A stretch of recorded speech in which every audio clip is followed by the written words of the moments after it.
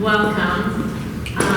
Before we start, we all have a little itty bitty glass of champagne, and I would like to, on behalf of the museum family, board, team, all of the fans, because you guys even got recognized at the Whole Foods, I would like to applaud you guys for an amazing 8 weeks as the ensemble from Santa Barbara. Thank you so much.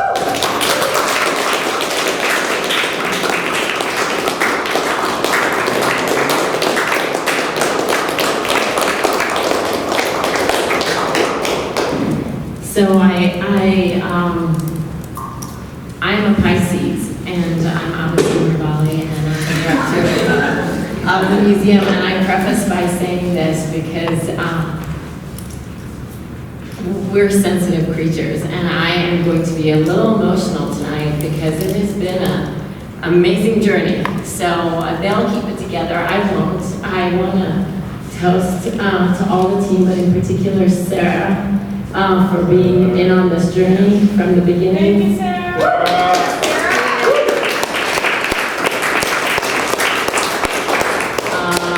The entire team, the entire board, and this was one exhibition that, actually the first exhibition that really everyone came together in an amazing way, and I'm just so incredibly proud of us as a museum and a community. I want to thank all of you. There's several people that I saw come back today that I've seen, and but this is really a conversation with you, the ensemble, and Mika, you have been an amazing ensemble leader. I couldn't be.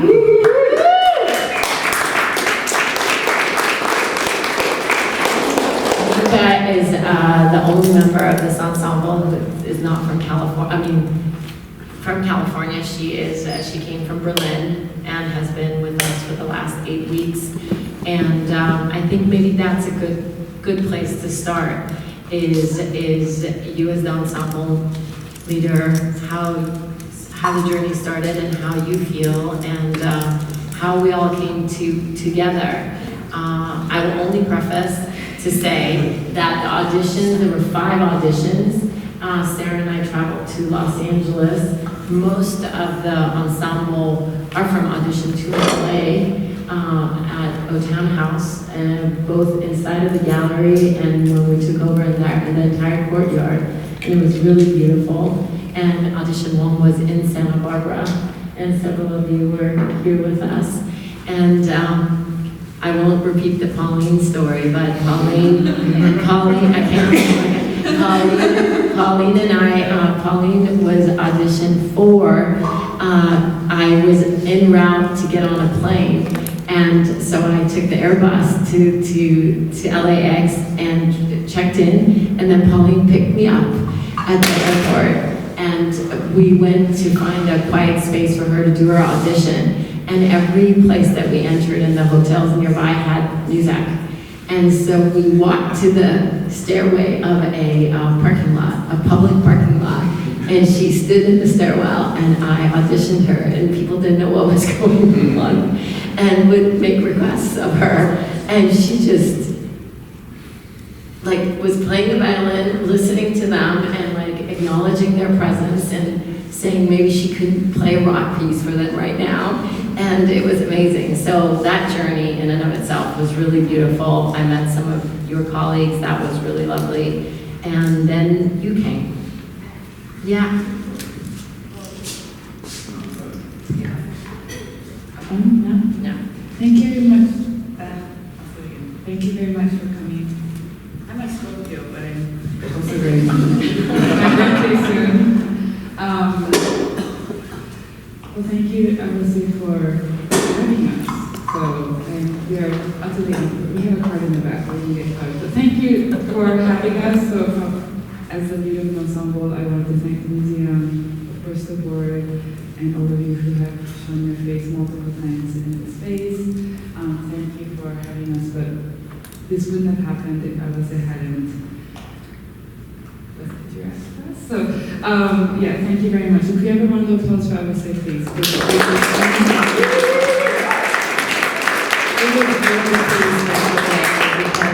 Mika allowed and the ensemble did me the honor of playing my piece, a piece that I own, which is my portrait. And I had a side A and a side B, and thank God Diego has compassion, and it has a lot of cool play in side B, and I am so okay with it. I love them, and they played side A and side B, and I loved it. So it was a pretty amazing day for me. We had Thank two you. portraits by Benjamin and I yesterday. They're kind of world premieres in Santa Barbara of the commissions. I guess the art world was changing as they should buy a fancy piece of music for themselves. So we indulged our lovely collective friends and our curator with that today. So we actually played repertoire for the first time today, which just goes to show how much in an exhibition like this, you never know what you're doing until the last day. And personally, I would like to also just thank the ensemble. I know you guys all knew each other from LA, and when I first walked in early September, I got the "who the fuck are you" look from the ensemble, wondering why I'd been flown in from Berlin when there were plenty of good musicians in LA that could have had my job for a lot less cost for Abaseh. So it took me a while to prove myself, but I'm very happy to have been embraced and feel utterly privileged. I'm an amateur musician to play with such amazing musicians here.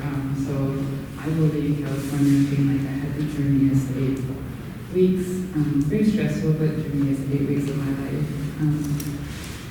The process of coming here, I think the simplest, most boring, dry exhibition talk way I can explain it is hearing about the concept, the Kunsthalle for music as an idea, a fiction that Ari has created, the set of repertoire that I was introduced to last spring, and just not being able to imagine it until we knew who was playing and where it was being played. And so coming into this room, seeing the previous exhibition, meeting our amazing secret eighth member, we call her Raya, who was at the door welcoming all for the entire time, meeting her and being like, wow, okay, it's happening here, and what are we going to do? And spending the next couple of days brainstorming with Ari how we can mold the repertoire to fit this space. It's one large space, it's kind of a scene. It didn't give us much space for us performing to have certain liberties, acoustically and visually. Particularly being in a fish tank. I think what I have learned from being here is that an awareness of one's own energy or presence, an awareness of one's gaze is something that maybe the community here is not used to thinking about. I was very surprised how little out-of-home usage there was, so I think maybe we moved past the obsession with recording everything, so that was a nice trend to notice that people take moments but don't just leave, so they will turn it on, get a snippet, but also be in the space, whereas the phones when the smartphones first came out, there were periods where people would just stay kind of the whole time. So that was a really nice trend to see here. So hopefully that will change in the future. But yeah, I think the gaze of us also as an ensemble realizing how much the presence or absence of the audience affected us. I must admit that there were days where we had no visitors, so spending 4 to 5 hours in the space performing to essentially, the worst was one visitor.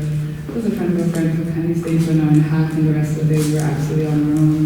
And so we started playing audience numbers for each other and started learning to listen to each other. And of course today we've had the largest audience attendance since the opening. At first we freaked out because we're not used to having so many people. It's like, I need that chair, can you please move? Which is not a problem we've ever had for the last 6 weeks. So thank you for giving us our space, but also I will say that an exhibition like this is about sharing, and I'm very grateful that we have been able to creatively share with each other, but many adjustments had to happen in how we perform. The piece was organized in the beginning to very much try to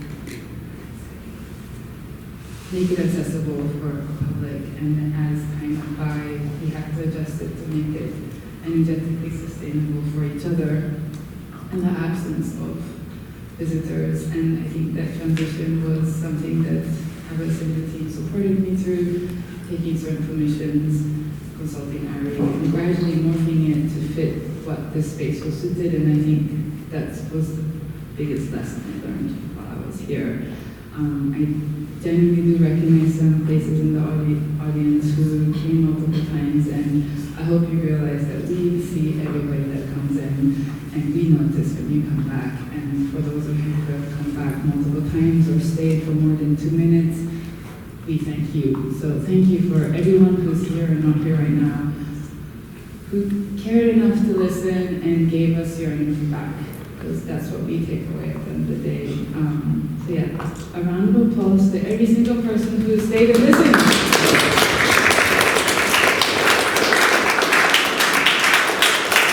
So I think both microphones will go in both directions, and maybe each of you share some insight and some perspective. I will say, Mika, you put it very eloquently. I have to say that, you know, in honoring this exhibition, which was all about you seeing the entire process, the behind the scenes, the entire space of it, you know, the good, the challenges. This talk also will be, I hope, to be as eloquent as you were, but it's also, to be really honest, I think week 2, there were days that I just went home and cried because the audience wasn't here at the beginning. They didn't know what to do with it. And so it's not a critique of the audience, rather, it just, I think for me, as a museum director and for us as a team, it really helped us understand why we think the museum is such an important space in this community for experimenting, for sharing, for educating not just the audience in the community, but ourselves. This is the first exhibition I curate where the day I hang the pieces or I install a sculpture, it's not over. It kept going. You know, I have been the least productive the last 6 weeks in all the other areas of my job because it required a daily conversation. Briar, Sarah, Monica, we all, Alex, you know, and then with Mika, we had weekly 3-hour debriefs, you know, looking at this puzzle. So I think that what has been beautiful is to have some members of the community come back and tell you how meaningful it was for them, that this was an experience they could live that didn't cost $100 or $150, or where they were constrained to a chair and they couldn't speak and they couldn't be free, that they were actually allowed to try to experience art and music in a completely different way. So with that, I'll pass it to you, Nigel. Violin and vocals. Yes. Hi, everybody. Thank you seriously for coming out because it's like, it is, as Mika said, really amazing to share, the performance with people who are engaged and listening and sort of active with us.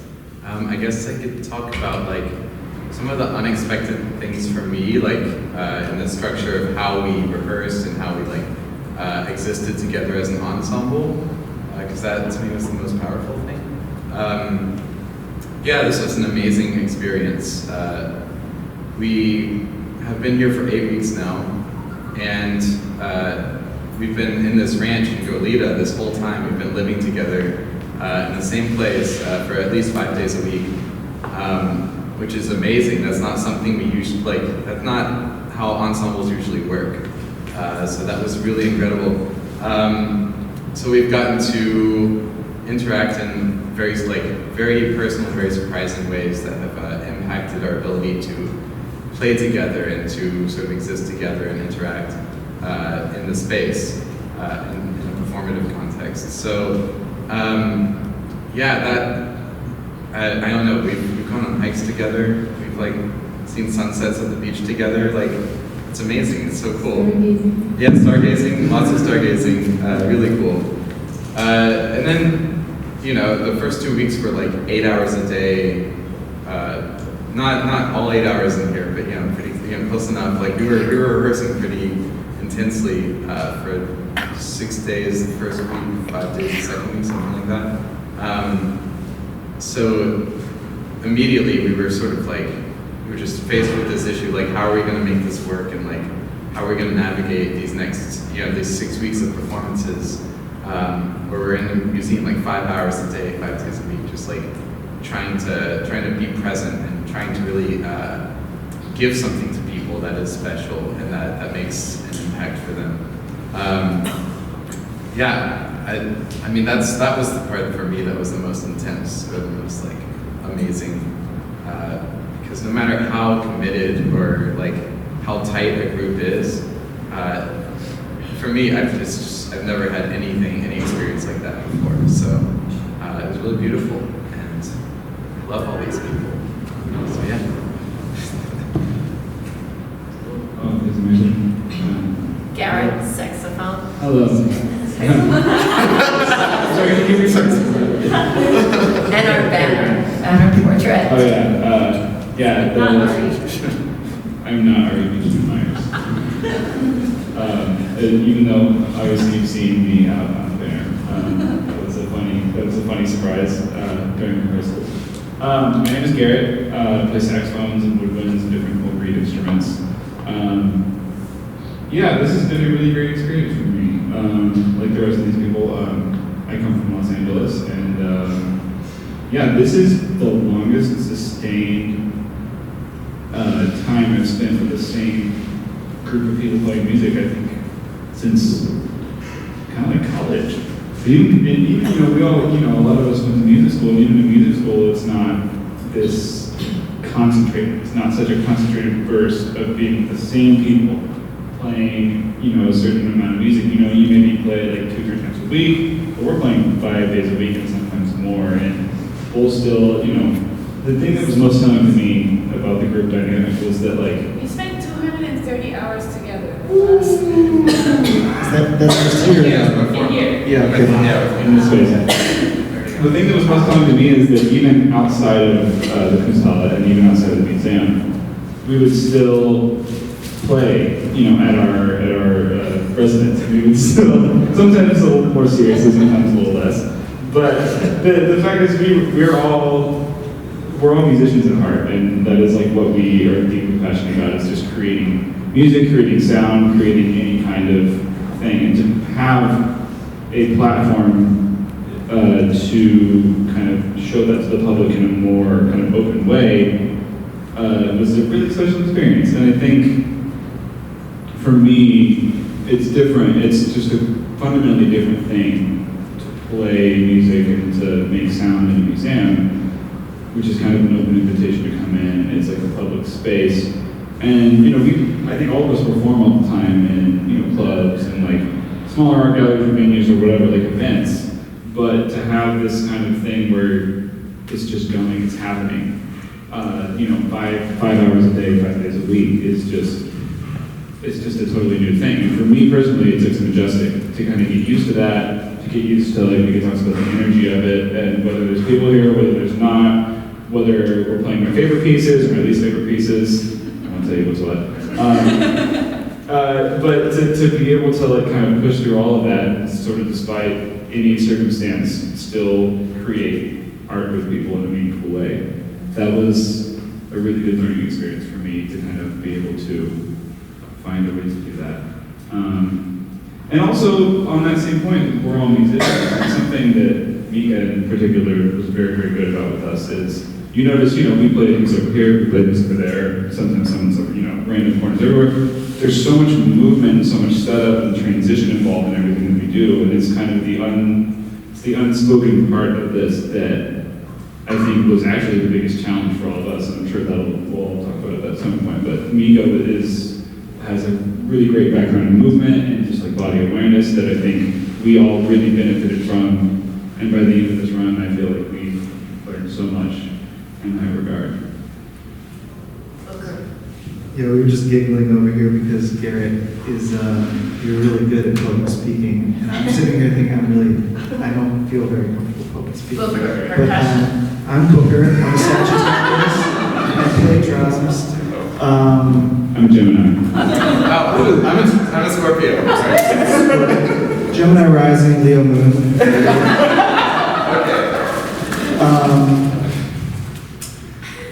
It's really, this might say something about the piece, but after a full day of doing it, I'm just like up around. I'm tired and I'm blank. But who's tired? But I mean, I think going on what Garrett was saying, sort of the negotiation of, I mean, Nico was also referencing this, the negotiation of the space and the communication and how we were going to go from one thing to the next, and how we were going to negotiate playing things that maybe we didn't like as much, and then trying to play the things that we did like more.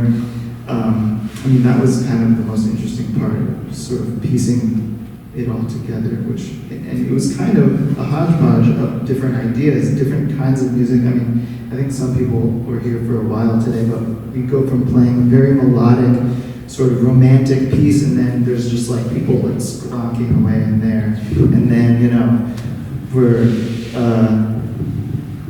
walking slowly across the space, and, you know, like finding the attention for all of that in 1 4-hour period of time. I mean, it is exhausting. We take little breaks in the back, and then, okay, what's next? And, you know, so that was a really new experience. I mean, I think we talked about this a lot in the first 2 weeks, but, you know, I think most of us, I think Mika is probably the only one with more of a performance background, performance art, and works more in the arts.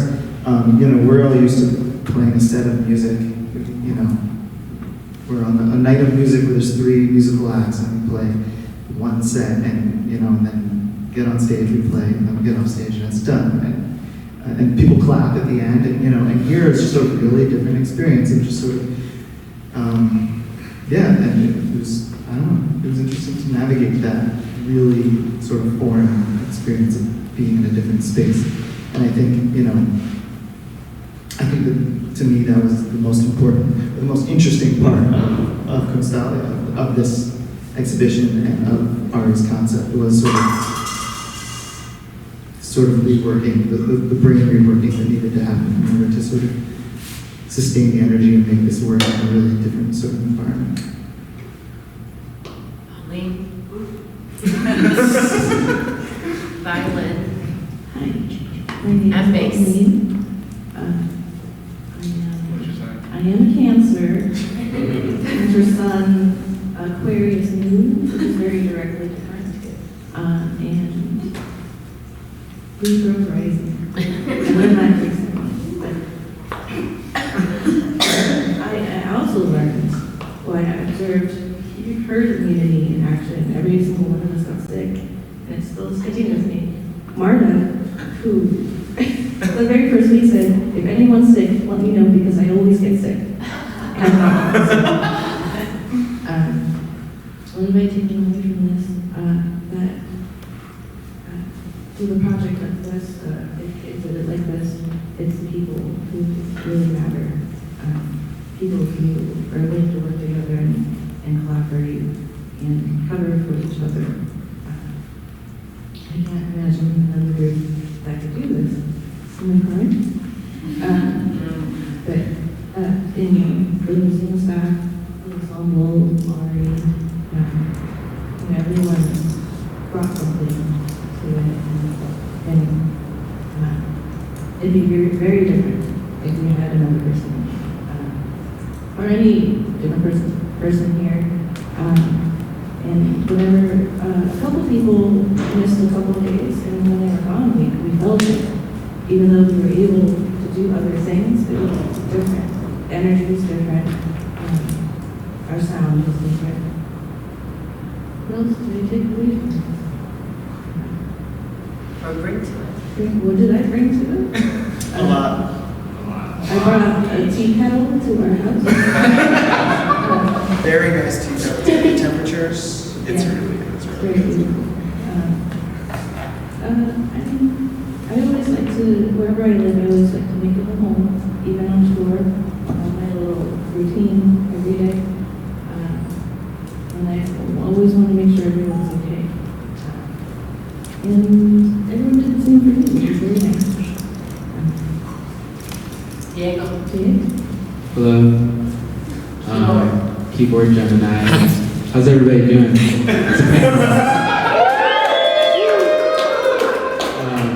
Okay, cool. Just a little bit of like a kick. Yeah, I mean, everybody has been saying all the stuff that I feel, it's because we've been, and I can't, say this enough, like we really have been stirring in a pot, like for a while. And like we're really like, we've molded to each other, we've molded to music, we've like done all of these incredibly immersive, repetitive practices, almost like monks would do. And like who performs like 5 days a week for like 4 hours every day? It's the same thing for 8 weeks in a row. Like that's like an incredibly, like we went on like, it's like a journey. I see this as an incredible journey, and spiritually, it's been testing at times, but always I think we all have the same kind of relationship with music, which is that it is oxygen to us. Like it's actually our nutrients that we must like express ourselves in order to be like bouncing off sound waves against the world to kind of just like, it's almost like echolocation or something, just kind of like, we must survive through this. And we did a bunch of problem solving together. Like it didn't stop when we left the museum. We would go back to our ranch, cook with each other, but we would discuss the incredibly complex inner workings of the day. And not just the day, but the whole 8-week journey. So we've been incredibly dedicated to this, like incredibly dedicated. And we got a lot out of it. And it's not, also we haven't played the same set every day. It is basically slight variations and reworkings based off of problem solving and like meeting people where they're at for the day. Also, if there's a visitor coming, that we would constantly be very, very sensitive to not only the space, but the time. This is everybody here got to witness a museum show that was based in time and not space, which is what, usually in a museum, you would be, looking at things, but here we are, real humans with nervous systems and like problem solving, existing, and shaping time, all the time. So for people who came one day and came back another day, saw something completely radically different, I hope that, people really learn something from this, because we certainly did a lot, and that's what everyone's saying is the joy of sharing that. So, yeah. Okay, well, since I'm last and everyone is, I don't know what else there is to say. Everyone has spoken so beautifully about this experience, and I'm a Leo, so I won't take up too much of your time, but I'll try. What? I was going to ask that too. Oh, yeah. I'll talk about my composition. Well, can you tell about the composition? Yeah, I should say, for somebody who are here longer than the very end, you might have heard some work today by people who are sitting in front of you. So we had actually today a piece by Pauline, and later in the afternoon you might have caught a piece by Marta, which was introduced as Zinga. So if you heard a really slow piece around 4:30, that was Marta's composition. So, So yeah, it's been really great to work with Abaseh at this time, unlike the first iteration of Kunsthalle, and part of them they weren't any official commissions, but since there was such an amazing talent group here, we discussed it, and of course we weren't able to compensate as like an official museum commission, but as a kind of informal invitation. Diego, Marta, and Pauline submitted pieces that we rehearsed and integrated into Kunsthalle to try to experiment with what it meant to bring new sounds and the ensemble's ideas. Can't speak whether it was successful for the composers, but yeah, I would love to hear what Marta and Pauline and Diego have to feel about sharing your work and being vulnerable in front of an ensemble where we had gotten quite used to playing rather different set of repertoire, and what it meant to bring your work into the context of Kunsthalle. Well, thinking about the context of Kunsthalle and the music placed in the contemporary art gallery context, I was trying to think what would even fit in this kind of a space, especially coming into the space not having no idea what the actual situation would be. And once we got here, we got a feel for what it would actually be. But inspired by the work of Hannah Darboven, who takes sets of data and sets of information and numbers and converts it into something that can be experienced within a particular space for particular people and times, I took a piece that was inspired by something really unfortunate that I think that any of us in this room, even right now, have a potential or maybe a past experience with, which is, you know, the looming possibility of violence. This is not what I want to talk about this time at all, but my piece is taking the information from mass shootings in the past year, starting at January 1 up until October 17. So that's the first day that's the day before we played it for the first time, and I didn't add to it after that, it just stops right then. But I'd use information about the amount of people injured and the amount of people who passed away. And for every person who passed away, there is a note played that I like to interpret as a prayer for that person. So in some ways, the piece is somewhat redundant or drones on, but in the same way that could feel redundant, it's also maybe a reminder that that's how much damage has been done and inflicted. And I dispersed information across the group and across the instrumentation, maybe just for like a little bit of aesthetic value, so it's not too much of a, you know, arduous experience to listen to. But that's what my piece was. And what? Oh, yeah. So the pitched content, by which I mean the strings and saxophones, we were handling information of just the souls that passed away. So each note was a prayer for them, whereas the drums was separated into sort of a semi-improvisatory interpretation of the amount of people injured per day. And so it's around half an hour of a piece, and each day is around 6 seconds. And there's a little bit of ebb and flow for how we treat each day or each event. There are some more significant events than others in the past year, as we probably all know, that linger in the public consciousness, and then those moments maybe even draw on a little bit longer than the 6 allotted seconds or whatever. But that's what my piece was about. As for the success, I don't know if success is really something I care about with it. I think it's truly meant to be sort of like a actual sigil or something for those people, because as we are in a mall, this is kind of unique. I've never, I actually have performed in a mall 10 years ago, but a mall I think is almost like a space that feels very exposed, and I think for the Santa Barbara community, especially, people here are aware of, that kind of present danger, but that's really not what I wanted to talk about at all.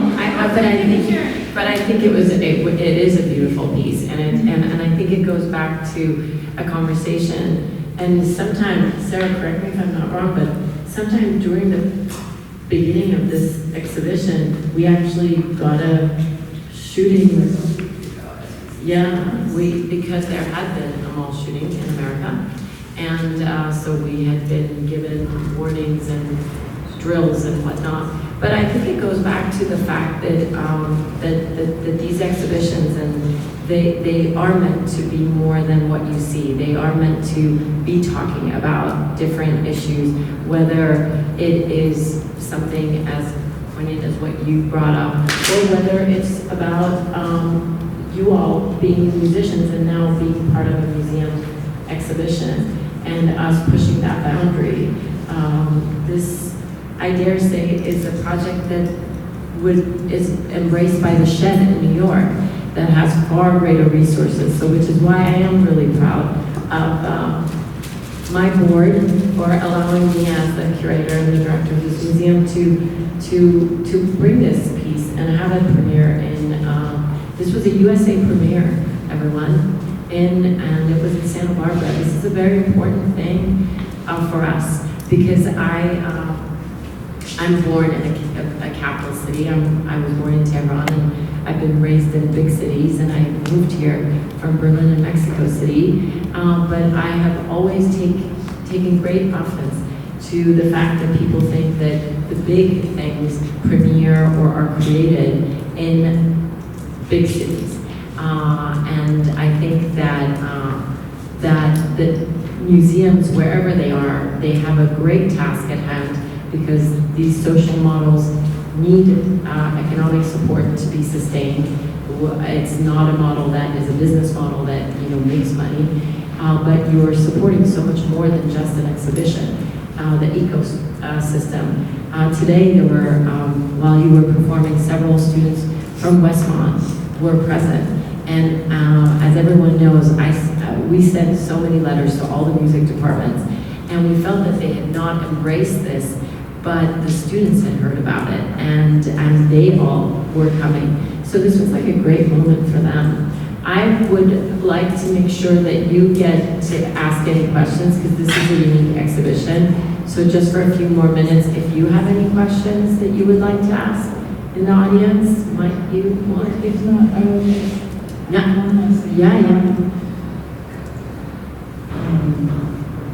I think what's been interesting hearing the rest of the ensemble speak, it just reminded me that I wanted to share this and forgot earlier, so please indulge me.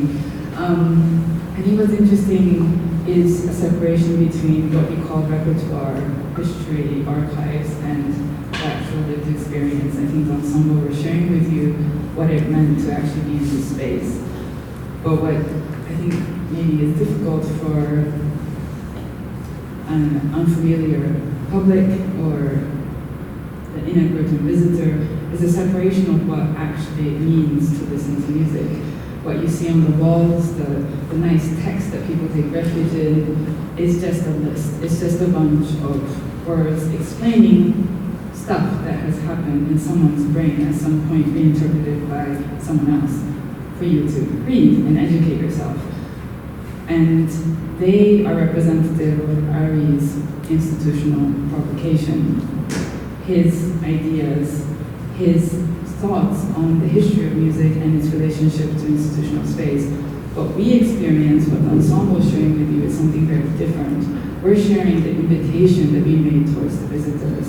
And these are two very separate roles within one thing called the Kunsthalle. We inhabited a fiction. Ari calls it a fiction. If any of you were ever here in the morning, we kind of go into a fake trance through a text that we pretend to re-emerge in this space and kind of awaken as performers, not ourselves. This is nothing genuine, authentic. Bringing in Marta's piece or Pauline's composition or Diego's composition was a way of breaking past that fiction for us, and I completely understand that maybe that is not a digested piece of kind of thought that can be shared right now, but I hope that that's the level of complexity. Since you have bothered to stay here and listen to us talk, I wanted to share that it's not just us playing music. It's not as simple as that. And I think what I got out of my dialogue with Abaseh and with all of the people here sitting in front of me was getting all these layers that were operating kind of clarified in my brain. And it took us till maybe 2 weeks ago for me to really have clarity on this. And it's something that we have been unable to share with Ari because he is not part of this process, but it's something that has been very interesting for us. And yeah, I'm not even supposed to talk that much. I'm a Scorpio, but I'm talking anyway. Gemini rising up on that. Anyway, so if you had any thoughts about your experience of like what you got, did you think you were coming to hear music? Did you think you were here for a sound bath healing? Some people thought it was like a healing session. Did you come here because you were feeling sad or romantic? Did you come here to cry? I don't know, whatever it is you came here for. If you want to share what you thought you were getting into and what you actually got out of it, whether you're disappointed, delighted, or disgusted, because people were disgusted in life, please feel free to share, because we'd be fascinated to hear. And I'm happy to give the microphone. I will say something. There is no judgment. I think this should be also made clear that there is no judgment. whichever level that you pass, you know, I mean, that's I think the beauty of art. I mean, I left politics to be in arts fully because of that compassion that exists. So, you know, this for me, as you all know, started of an ignorance of or an inability to play music, and so, but by the end, I would read you guys' faces. I knew when someone messed up on a note, and it was like, or like if someone took a liberty that someone didn't feel should have been taken. And I have to say, as me, Abaseh, normal person, I was really proud that at the end of these 8 weeks, I'm not saying I'm literate, but you guys are going to give me my playlist now, and but it was amazing because I felt like, oh, I know, yeah, I got you. So I think share your thoughts, but don't think that there's any judgment by any of us here. And precisely, that's why we're such an amazing complement to educational institutions in this city, because the learning is more compassionate, and you're here to take away whatever you want to take away. So there were people that were dancing, there were people that were just lying down for hours, and yeah, and we were happy with all of them. So I don't know, does someone want to share a thought? Yay! Yay. Oh, I don't need a microphone, I don't think. Yeah, it records it then. Well, I just want to say thank you, because I know it's an enormous commitment of time and effort, and the part that I really enjoyed and expected actually to receive was the performative part of this, not just to sit and listen to music. And I really felt like the human aspect, like you're living and breathing organisms and how you're interacting in the space, is what really informed the difference between me sitting back at a concert and just listening, receiving, and sort of crosses that line. So your presence was actually felt, and that was as strong and powerful as the pieces that you performed. So thank you. And the endurance factor is just awe-inspiring. I'm incredibly amazed with your ability to keep tempo with your body for such a long time. I love shaking my ass. Well done. Thank you.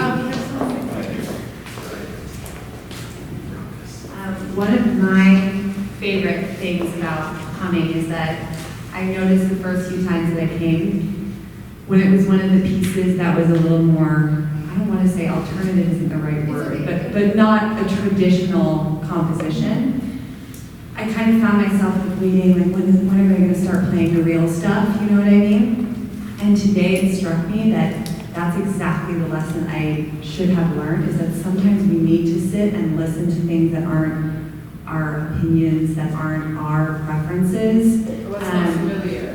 Yeah, what's as familiar, because someone else might walk in here and love the pieces that I'm not enjoying as much. And I think it's amazing that you all created a space to facilitate that.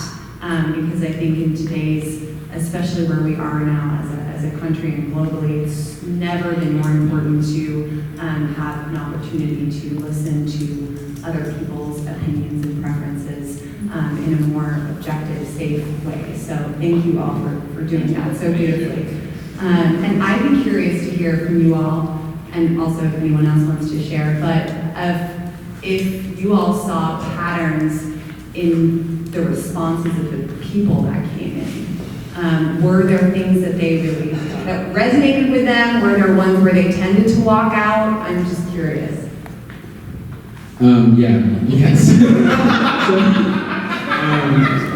So that's like the kind of like funny part of it. It's like, imagine walking to a museum and like all the paintings are just like watching you. I never remember doing that. So, I mean, but it's because it informs kind of like our future plans of like, you know, curating the lineup, the sequence of music. One of my favorite things is like Marta was doing, you know, some, you know, really challenging sounds. 11 stages of engagement. Making some challenging sounds in the 11 stages of engagement, and someone just went up to them and said, like, what did they say? this is enraging, can you stop? And of course, like, we're like eternally like committed to our characters and to our like performance. So like, they didn't stop, and the person, what did they do? They sat there. They sat there. I sat right next to them. Yes, yes. So I mean, yes, there's the push and pull of like, we're doing, you know, really consonant music that like people identify normally as music, and there's stuff that's like really challenging what is music. That's like the whole, you know, this whole premise that we've frankly been like chained to. Like, so like we're like, it's this like huge thing that like we're playing out music and it's like a joy for us. We're also caught in this like web of like existentialist like questioning of it. So, you know, but at the same time, if we're playing something and we're seeing someone like not enjoying it or like wincing, we can't just like stop, you know? Like, that's like the funny part of it. It's just like, we just have to keep going because we have a plan that we make each morning, and that's all we have, and each other. And you know, we got better, really, really good at like sensing people. Like, we just became like extra sensitive to everything, especially to each other, because we all have emotions. And but you know, seeing people like seeing people like, one person like the other day said like, I've never enjoyed being here as much as I am right now, and we were in full chaos. Like, we were fully in our, we have a piece called, that we've just kind of named Bepler, because it's like, it's by a guy named Jonathan Bepler, and it's just like a synonym for chaos that we have, an obsession of doing stuff. And so this guy was just running around like, woo, like he was at like a sports game, and it was like, So excited. bringing intense enjoyment. And then like someone, you know, after we finished, some of our pieces are quite long, like we finished like a 40-minute piece one time where we're pouring our souls out, and there's one person there, and she's like fully like meditating, and she's like in the middle of everyone, she's like obviously, and then she was just like, thank you, like I was at the bowl last night, and like this was like so much better, thank you. And it's free admission, and it's on the second floor of the mall, like, it's absurd, like, but like, you know what I mean? So like, yes, yeah, we're very sensitive, but like, we are so committed to our thing that we can't, if someone is like walking out, we can't just be like, oh, I'm sorry. If it's a 30-minute piece, imagine, we're at minute number 2, someone walks out, you got 28 more minutes. And we're committed, Pauline. It's so true. I don't know the echo. Does that sound echoey? Yeah. Oh, anyway, my favorite person was this woman watching me in this room while I play really nonsensical sounds to an animal sound record. I'm just walking and making as much sound as possible, and they seemed uncomfortable, but they stayed in the room with me. They were staring at the wall, reading the titles, which is what people do at an exam. And they weren't just doing that, they would turn around, take a photo, then turn back to the wall, read the wall, and then turn around again, take a video, but then never ever make actual eye contact with me or look at me. And they were in there the whole time. And I really liked that person. Because they were uncomfortable, but they were willing to be there. They wanted to be there. And that was very, very supportive, and I enjoyed it. They did what they could, and I did what I could. Okay, I'm saying thanks. I think one thing I'll add to that is, in the kind of attention economy with especially with music, which is often used for advertising, kind of jingles, your music. For example, there's a piece called Elevator Music that I've just been doing a composition by Ari that's actually in the elevator. You know, there's a physicality to live performance, which is what Ari is interested in, obviously, but I think in terms of your relationship to it, if somebody walked in because they heard something and they walked straight out, which was usually what happened in that corridor too, it was a kind of a litmus test of whether somebody would stay. So we could kind of tell by the time that they got to the end whether they were going to stay or not. It was a kind of walk, a shadow. There was a, something's going on. I feel very uncomfortable. I'm going to peek around the home and leave within 30 seconds, which made me realize, and like Abaseh said, zero judgment for that person. They were probably busy, maybe they had to go to the hospital, maybe there was a loved one living at home. We didn't project any judgment, but it was just that they came in not because they planned to, they were intrigued, but they didn't know what the relationship was. Or maybe they felt uncomfortable because they didn't know what permission they had. They thought they were walking in on the rehearsal, they felt bad and they left. And so it kind of showed very much, even though it says come on and join us, how skeptical we are about what permission we have in space when we're not a consumer. When you haven't bought a ticket, you're not going to go to see Beyonce at some big arena. You don't know what you're allowed to do in a space. And I think the most interesting discussions that have come out for us, and also speaking to some other performers and artistic community members in Santa Barbara, has been, or anywhere in the world, but in the context here of the US, what does it mean to engage with art and what permissions does society give itself? And I think to embrace the fact that it's supposed to be challenging, we've gotten used to visual art being provocative, we've gotten used to performance art being provocative, but we're not used to music being a provocation because contemporary music in the classical sense is still very the latest endeavor. And for us to sit here and say that you should enjoy, a famous classical, contemporary, or modernist piece of music is a very conceited and arrogant thing to do. At the same time, what we're doing here is we're not really playing music, we're making an invitation for you to be in the space. And what was interesting was that we're, like, Diego said, we're stuck to the repertoire that Harry gave us, but what we were energetically trying to do was engage with people.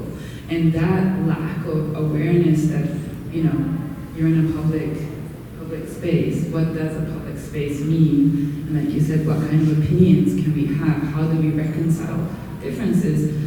I think that is a state of mind that comes before you enter the space. And that is a permission that has to happen before you even get here. Because what we're playing is not fun. It's not a ballad. It's not immediately engineered sonically to capture your attention. It's not engineered and micromanaged by executives to trigger certain emotions by playing certain intervals, which is what most of the stuff you hear on the radio is. It's hyper-engineered music. And what is presented today, like Marta's piece or some of you heard the Bepplers, they evoke a chaotic spectrum of emotions. And I think my hope is that for everyone who came through, even for 30 seconds, that sense of permission can be broken and that there's a more kind of compassionate open-mindedness towards what it means to just be a human in front of another human who's not actually saying anything but seems to be very different from you, and that sense of otherness that we embody as kind of weird creatures, mute in this space, being observed. And how we responded to it, we learned a lot. We had to do it. For those of you who cast a glance at us to realize how unreadable we are to each other and how much time it takes to find a place where there's an understanding, to feel safe. And I think that's the emotional spectrum. And I'll stop talking, I'm going to cry a lot. But yeah, I hope that you can understand that that is what was challenging, to get to a point of realizing that we're doing that more than playing music. And the music was the technical labor, but what we actually did was to constantly speak into the space. Sure, sweet story to illustrate your point here. I think the biggest breakthrough for me that kind of led me down that same kind of avenue of thinking happened actually really, what was it, I think it was a week ago, sometime around probably the fifth week. There's a piece that I do a lot, and sometimes Nando does, called Of Sound Body. It's by Tim Edgels, and the idea is that you have these little cards, some of you might have seen these, and they all just have bodily functions on them. Like farting even is on there, and like, spitting, whatever. So it's a piece I've always enjoyed doing, but it's probably one of the more computational sonically pieces that we have by far, because it's body noise is basically translated through an instrument. So, I generally what I did, during the whole exhibition, I would play in the alcove, I would play somewhere, like maybe one person would watch, whatever, and I just kind of did it really for myself, to be honest.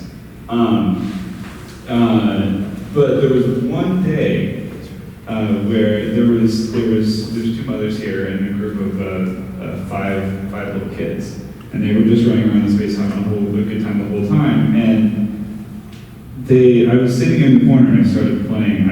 I think it was just like farting. I'm just like going into my saxophone, just like the goofiest whatever. And normally people are just like, oh, that's strange, and they kind of like walk away or kind of like I'm in the corner. These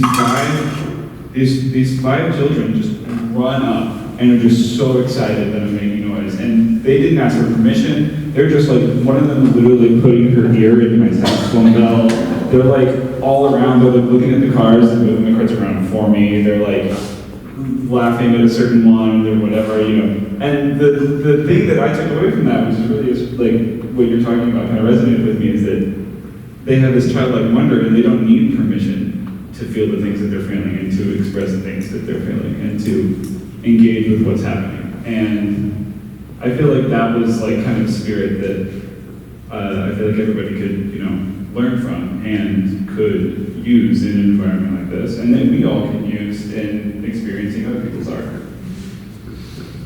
I think that that kind of human element is something that is there a question? Finish and then. We've said several different times already that I kind of want to emphasize that we have been performing this for 200 something hours, 6 weeks, but with the added 2 weeks, those weeks are actually almost more significant because those are longer hours in space, 8 hours a day. We go home however many hours a night, we're all together. But those kind of permissions we give ourselves in a group to interact and communicate throughout these pieces that we may have our personal disagreements or agreements with each other or with the space or with the institution or the artist. And it's really interesting also when it comes to this sort of repertoire, because one of the most unusual parts about it is that although things that separated from a contemporary art space or an art space are the interstices that we can insert, possibilities of interacting with people and each other and opening up, the little distance we make with the little kids who show up to put their ear right into the saxophone, or when I would, on that same day, the same little kids kind of took over the piece I was performing and let them, take the wheel, and they performed it for 30 more minutes. About 45-minute piece, they did most of it. And it worked out. They did it just as well as I would have. But I think this whole time has been just like a very special blessing to get to spend it with all of these musicians. And I've known some of them for almost 5 years, or as recently as 8 weeks, depending on the person. But one thing that's not necessarily said is the sonic element contributed by the visitors to the space, because maybe for some that's second nature to consider those contributions, but I think for many it's kind of an unknown, because which element takes precedence in a space like this? Is it our presence? Is it our secret communications, their eyes, or small gestures, or is it something else? I was wondering, what do you see as the relationship between, or do you see a relationship between what you've been doing and what's been happening on the street with the pianos? And did any of you ever sort of take what you're doing out there, or take what you do out there on the street and work with the pianos in the street?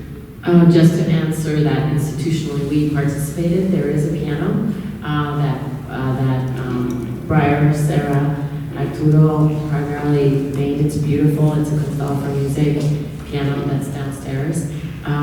But it was even, we had to ask, we're in America, so we had to go through so many layers of looking over the insurances just for Nigel to be able to go into the elevator and perform. So we Are you saying that there was liability? Yeah, there was a lot of liability. Just to go down there and make. Absolutely. There was so much liability. And none of them could go individually? I can tell you that I have seen certain numbers, I won't say who, on the street playing on the piano, but not during performance hours because there was a lot of liability. And that's kind of, you ask a beautiful question, which is one of the privileges of running a museum that doesn't have a collection is that we can do such experimental work and break the boundaries. But I can tell you that Sarah and I poured over those liability and had to talk to lawyers and ask favors to interpret what could do. But yes, there was tremendous liability in case someone got poked or gosh knows. But the pianos, we did participate as an institution. We're very supportive, and actually, Sarah Rubin and the cultural community that they supported this, and we're here in the space, and we're very touched by this exhibition. But, yeah. And do you personally, as the curator, see a relationship between kind of the performer and the public and the non-traditional space on the street and what you're doing in this space? Mika wants to answer, and I'll answer after. Sure. Go ahead.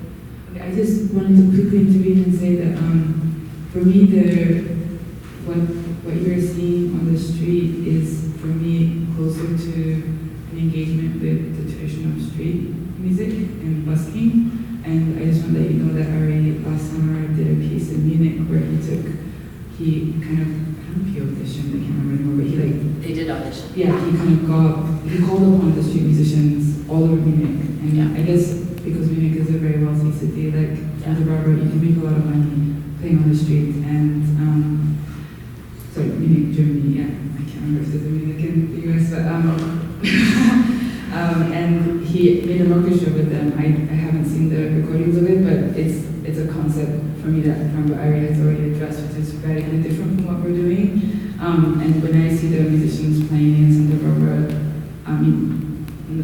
just random people playing on those pianos, it's a kind of liberty of space and liberty of engagement for the performer, which is very different from what is implied by being in an institution and framing it as art, where we become an art object. Now, I bet you that people are far more likely to photograph us in here without permission than they would to walk up and put their camera in the face of a stranger that's playing by themselves. Right. And there's a different kind of relationship of being an artwork with a set prescribed direction where we can't take some liberties to change our behavior vis-a-vis, like, it will seem to you being in a space that somebody could just, stop playing. And It's a little hard for me to hear you, but are you saying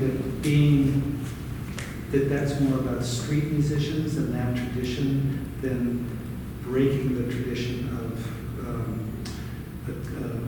a space as traditionally paintings and sculptures and visual arts and having music in the space? Yes, that's what I've tried to say, yeah. Yes, and I mean, and maybe this is you've been such a generous audience, and I don't want to abuse of your Sunday night, so maybe I'll, with the ensemble's permission, I will say this. There was very much of a reason that I, as the curator and now 13-month-old Santa Barbara resident, wanted to do an exhibition like this. One was selfish. That's the one thing that I get to do as the curator is dictate where the curatorial vision of the museum goes. But the other was because when I came to Santa Barbara, I noticed that there was the Santa Barbara Bowl, there was the Academy of the West, the Ojai Music Festival, the Symphony, the Girls Rock. There were so many music institutions, and I guess I thought that there would be this openness to wanting to see this kind of a museum piece. Because at the end of the day, it wasn't my intention as a curator to to bring and create an atmosphere for an ensemble to put together an exhibition. This is very different from what they did at Bit It a Bit. I say my because they're close in my heart, but our ensemble is a very different ensemble than the one that was put together at Bit It a Bit. Their musical abilities are different, their personalities are different. And then as they have shared with you, the interaction with the audience has made that this exhibition is completely different than the one that was done in Rotterdam. But this exhibition and the last exhibition of the year, which opens on November 22nd, it's a Friday night, make it your Friday date night. Come to see this exhibition is by a New York-based artist, and Dash. The whole year for me, as the curator setting the agenda, was about compassion. It was about standing still and allowing yourself to be washed over. So if you take a journey through the 5 exhibitions that happened this year, and read the texts, you will see that every single one of them asked of the audience to just slow down for a moment, consider themselves, where they are in this world, and what the art around them is asking of them. And this one was probably in some ways the most challenging one. And the last exhibition will be the quietest one, where you're supposed to meditate, but all that was thought out. But this was very much a museum exhibition, and we wanted to honor that part of music being considered. So someday there will be museums that will purely be for the performative arts. And how will they do that? How many hours are they going to be open? What are they going to charge? What do you do with the person that walks in for 1 minute? Which is why it was so important to me to get a sponsorship, so this exhibition was free to everyone in the world. Thank you so much for coming.